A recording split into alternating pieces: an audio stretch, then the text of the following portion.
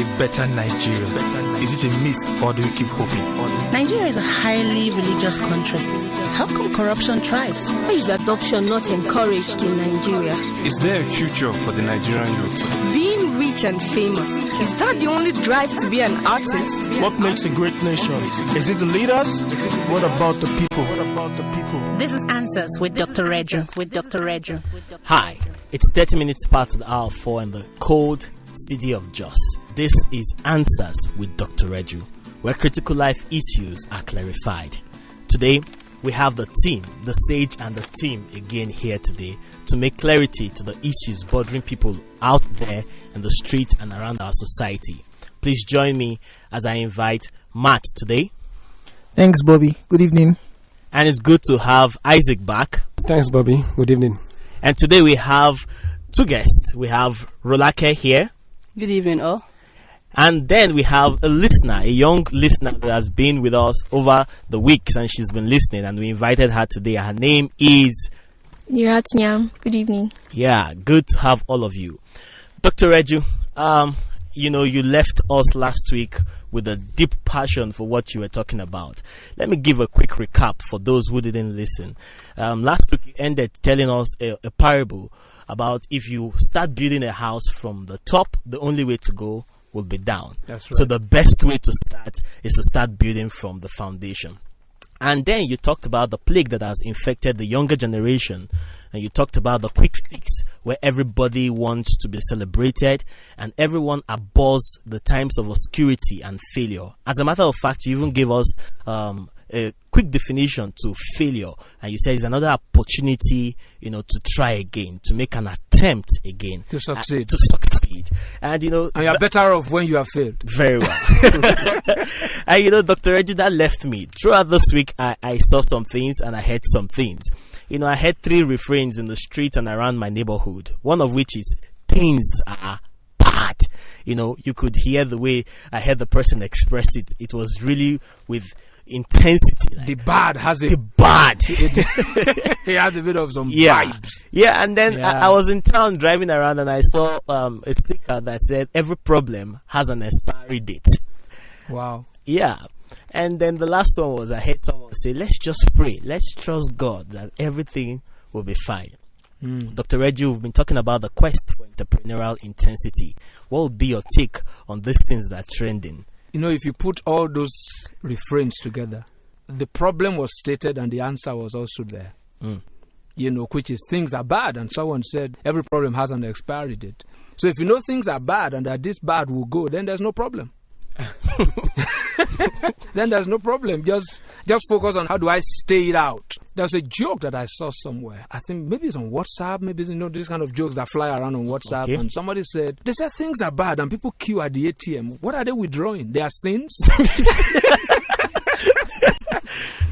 So Nigerians and in Nigeria, we are not want of cliches. We are always not without sayings. But my challenge is those sayings never help because we do nothing about the sayings. If we listen to ourselves, we will be better than the way we are. So when somebody says things are bad, the person is trying to describe a particular situation. He's trying to paint, like a reality. Right? But again, if you say things are bad, that means you know how things ought to be. If you call it bad, it's a sense that you know what good is. If you call it bad, you are trying to draw a comparison. But most times when we draw the comparison, we are trying to actually find a situation where things are normal. Right? Yeah. Where input determines output. Where output is a direct result of input. But you see, that's not the way things are in life. That's why I said last week that hard work gives you a pedestal. The hard work is not a guarantee that you're going to succeed. But hard work puts you in a better position than somebody who has not even done anything. But in Nigeria, we wish a lot. We wish a lot. If you know things are bad, for example, if you know you have headache, it should also tell you what to do. You should be seeking help. Right? You might be saying that maybe you need rest. But to say things are bad and sit in the mess, That's somebody who is numb. You know, I always draw a distinction between a sheep and a pig. Right? Pig, which we call also swine. When swine fall into mess, the pig wallows in it because that's the pig's habitat. But when a sheep falls into mess, the sheep cries until it is delivered, until it is plucked from the mess. You know the difference between a pig and a sheep by how they operate inside mess. But you see, human beings are not wired for bad situations. So when situations are bad, it's like a symptom. In fact, being bad is a sign of health, that you know that things are bad. It's telling you that, okay, this is not acceptable. This is not the way things should be.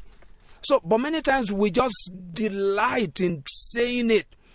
So we are now saying it to justify, to actually tell ourselves that we are victims. When you say things are bad, my take is you're actually blaming somebody else for being the reason why things are bad. And that person who has that sticker on his car or her car that's saying that every problem has an expiry date. Now the expiry date won't come, you make it come. Wow. You have to force it to come.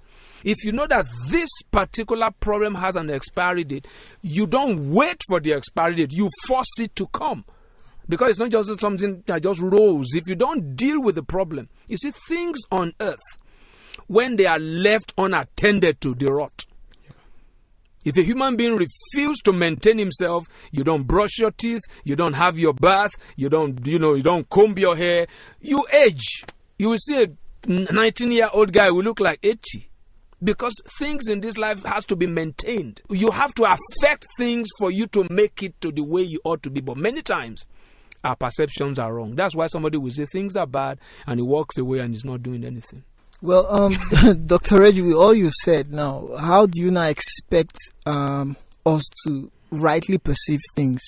Remember, we talked about adventure being, centered around how we perceive, inconvenience. Inconvenience, rightly considered. So what is your position on how we should perceive things right now? There are people who don't even know that things are bad. That's somebody who is already a victim.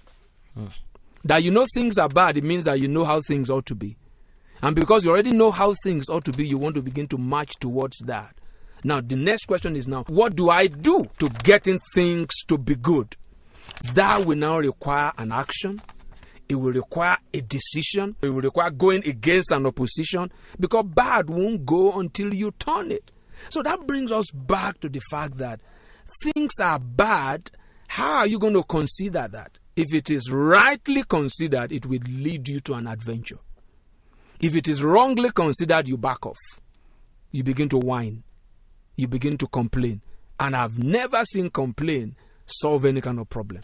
So things are bad means it is not the way it's supposed to be.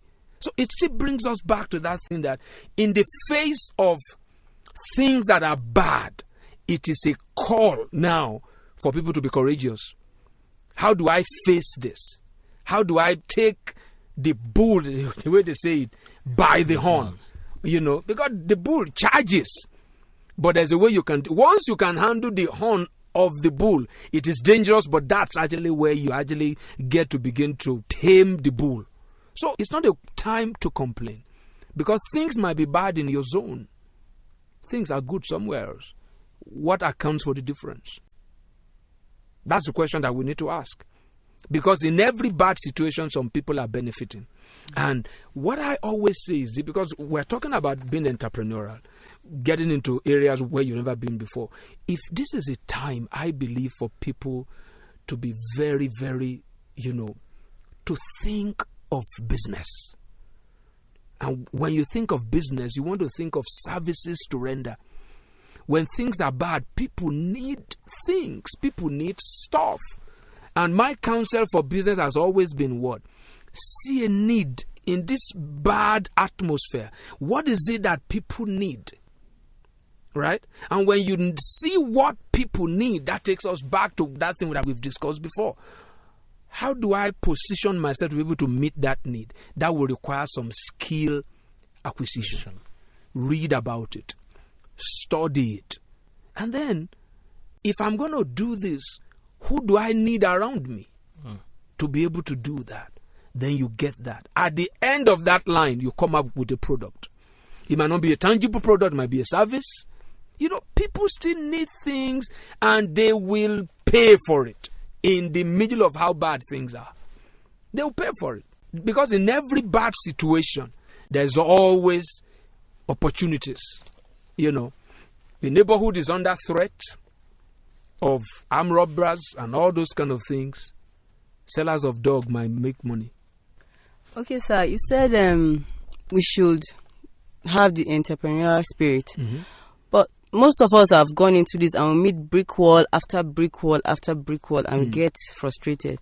What is your advice? What can we do about such Now, things? again, in your question is the answer, right? You call it what? A brick wall. You call it a brick wall because you believe there's something at the other side of it. Break it down. Right? You never told me that it's impossible. You said it's a brick wall. That's an opposition. It's like a striker in a football game. Complain about the defender. The defender is there to stop you from scoring the goal, and you are here to score the goal. So what do you live to do? How do I get past the defender? With defenders there, do people score goals? From childhood, human beings must be taught about being competitive and not competing with somebody else. First of all, compete against yourself. Overcome your own brick walls, your own limitations. Things Are Bad is not a new song. Well, Dr. Reddy, you talked about courage. Yeah. And I know behind these narratives we hear, there's this subtle fear. Absolutely. And that is what is responsible for these narratives. Yeah. And because I'll pull us back to the seminar where you talked about we confronting our disposition for stability and ease. security. That's exactly. Right. That's and, right. It actually goes contrary to what we hear around. Because a lot of economists say that if we had saved during the surplus, during the oil boom, we wouldn't be facing these challenges. In January, I was listening to Fashola's speech when he was talking about the pension fund, and those guys were able to save up to 5-point-something trillion naira. And I was wondering, they are just saving the money and saving the money. Yeah. Others, the economics will tell you, okay, save during the time of plenty so that when there isn't much, you bring this one out. Yeah. Because all we're trying to do around is we're looking for that stability, that security, so that when things get bad, right? Now, but you are saying we should fight that need to run for stability and for security. I think you have to... savings is a risk. Okay. You can save and inflation might make nonsense of what you've saved. Yeah. Rather than using the word save, I would say invest, especially in people. Right? Mm-hmm. In people.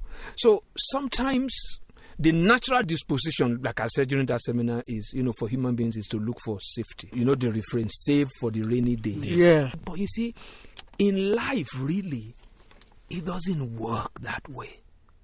That only works in the normal course of things. But honestly, the world we live in today, if we want to give it an appellation, the appellation is uncertainty. Things are so uncertain. So it requires that level of innovation. Save and bring it out when things are right. I mean, that is normal economics, right? Yeah. But life has shown us that everything about economic principles have been thrown out. I mean, if you're talking about national economic policies, your savings should be investment in people. Rather than putting money aside, educate people, create an environment where people can get into vocations, have human capital development. That is the best form of savings for me. Yeah. So that when somebody is good, when you have a skill, you can never be hungry. There will always be need for your skill set. What brings out the best in us is challenges. You'll be amazed, even with all these complaints, what people are thinking about. I gave an instance on this program when we were talking about tomato, and things. And I said, suddenly somebody came online and gave us a whole long list of dishes you can prepare without tomato.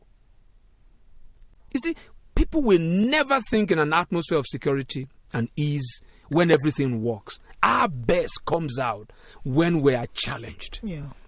Tell Usain Bolt to run 100 meters alone. He will drop. Yeah. Put competitors there with him, his best comes out. Usain Bolt will like it if he has to run alone and just win the gold whichever way. 20 seconds, 35 seconds, he still win gold. It will be easier, right? Mm-hmm. Put a young girl in class and he's alone and there's no other person jostling for first. He won't read. Yeah. You see, this is the way life is. I believe that what we are seeing is a loud reminder of how things have always been. Is a loud reminder of the way. There has been a president in this country who said, I don't know what is sustaining the economy of Nigeria. And you see, there's something else you said maybe in your intro about do we pray. And you see, prayer must walk on 2 feet. Prayer is not magic. You mentioned maybe do we do research? Research must produce a workable action. Yeah. Research that you put on your shelf doesn't help anybody. Mm-hmm. So we need to overcome our natural tendency for security. In a place where you are secured, you sleep with 2 eyes closed, and then you are most vulnerable. But when you're always alert, your best comes out. Okay, let's take a commercial break. When we return, we'll continue to paint this courage mentality we want the public to have. Join us and stay with us. There are cooking oils and there are cooking oils, Of course. There are those that foam like soap when you put them on fire. And there are those that go to sleep after a few days. There are even those with funny odors that make neighbors wonder what's happening in your kitchen. I beg, don't kill me. But then again, there is Grand Pure Soya Oil, made from pure soya seed. Grand Pure Soya Oil is cholesterol-free, which makes it ideal for the heart and health conscious. It neither foams nor fumes, neither does it congeal even at low temperature. Grand Pure Soya Oil is also endorsed by the Nigerian Heart Foundation as heart-friendly oil. Let me go and get my own Grand Pure Soya Oil, Joe. Oil that doesn't smell or sleep. Grand Pure Soya Oil, a heart-friendly oil you've always known. Do you wish to keep fit and healthy? SoFit Sporting Consult offers an exciting and excellent lawn tennis, table tennis, and badminton coaching experience for kids, adults, amateurs, intermediaries, and professionals. You can also contact us for general sports supplies.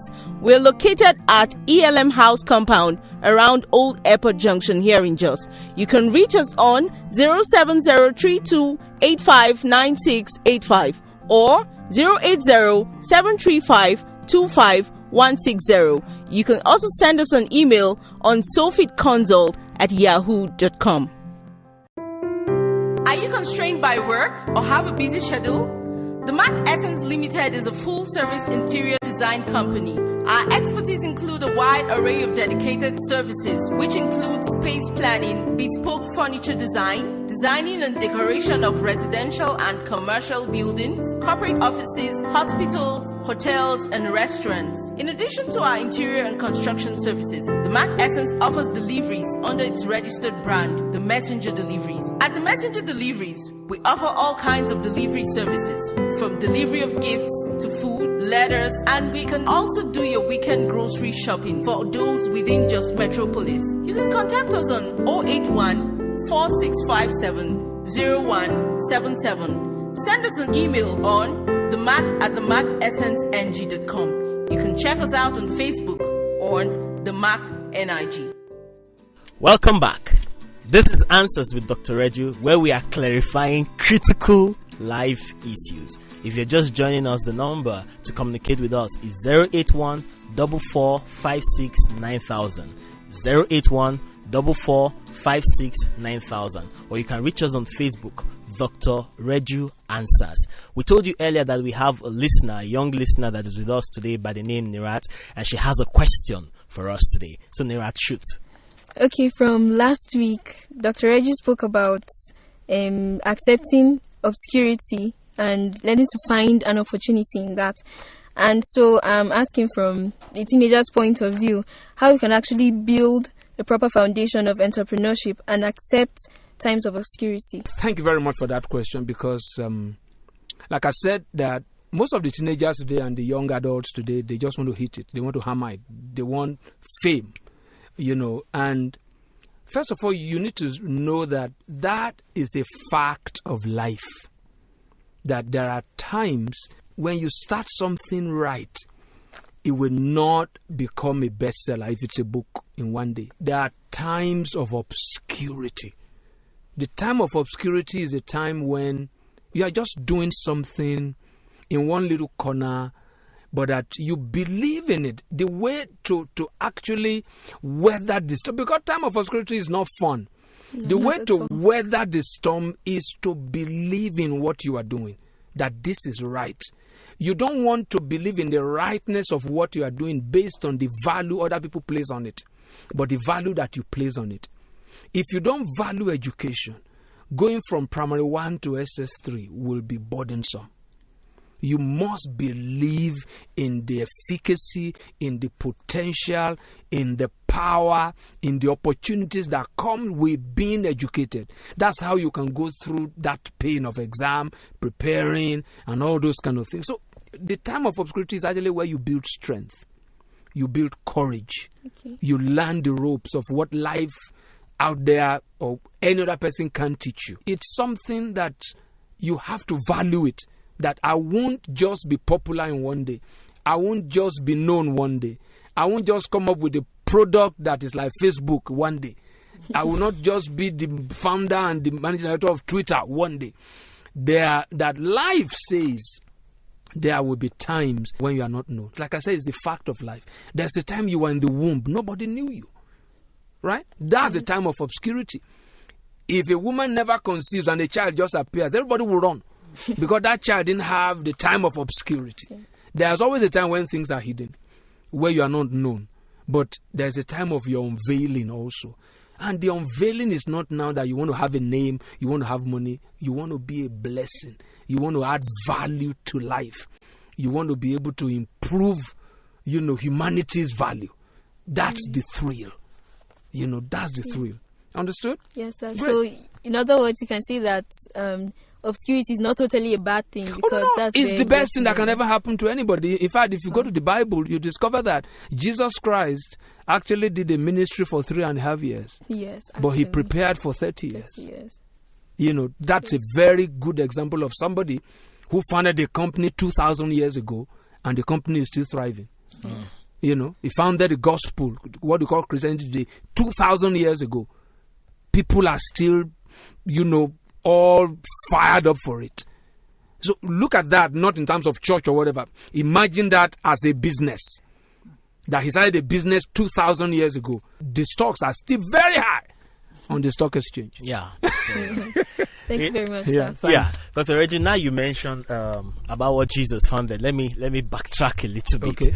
Okay. Rolly asked the question earlier that how about if an entrepreneur makes an attempt and meets with a brick wall? People that are Christians possibly would flip their hands in the air, throw their hands and say, maybe God is speaking something that I've not heard since. Like and what? It's time for me. That's not the way he wanted me to go. So let me give up, or let me find another route. I don't know how you would put that's a very dicey question. Yeah. Because where church, Christianity, and the way pastors and all these kind of things, the way they've defined God now, it's not been reduced to your own personal definition of God. People serve their own God now, the God that they created. Yeah. So that's a very, very difficult question for me to answer. But as somebody who has read a bit of the Bible, I see a consistency. Because you said specifically Christians, say that I see a consistency. That really the way God actually leads people in the Bible is with oppositions. Is with brick walls. The sign that God might be there is that there is an opposition.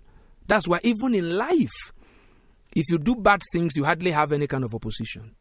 But you try to do something good. I mean, if you look at the story that everybody read in maybe in CRK or BK, if you did Bible knowledge in my own days, when Israel was going to the promised land, the giants there, they were like brick walls. That wasn't a sign for them to go back. It was a sign for them to go through.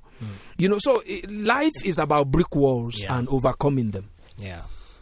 Dr. Reggie, I'll take my question to your response to that question on obscurity. Okay. Yeah. You talked about the youth wanting to hit it now. Yeah. They want to make it happen. Jet age, they call it. Exactly. I know jet. Sharp. Well, during the seminar, you talked about the need for, you called it more like a healthy urgency The entrepreneur, the pioneer is not supposed to be laid back. He's supposed to see that this route I'm taking, though obscure, I should not just play around it. I should take it like my life. Now, but you see, I've been privileged to attend another seminar, which you talked about another aspect of life. And you talked about the hurry sickness. And as we talk about these things, I know there are people out there that just want to jump immediately and start, okay, I must make my hammer today. The bar must flow today, right? Wow. Now, how The bar. So how can you, because I want you to help explain to us, right, the difference between that healthy tension, right? Yes, that healthy urgency and then that hurry sickness. I like the way you're reminding me of the way it was phrased. It's a healthy urgency. Because you see, obscurity is not a destination, it's a route. It's a phase of life. It's not where you are going, it's where you are passing through. And you see, you can only pass through it if you apply constant effort. You won't be able to apply constant effort if you don't have that sense of urgency. Right? Urgency is not fast. Urgency is not quick. It's being alive to responsibility. That what needs to be done today, I'm not pushing it to tomorrow because of opposition. Okay. Right? What needs to be done today, I must do it today. I don't have 12 hours in a day, I have 24.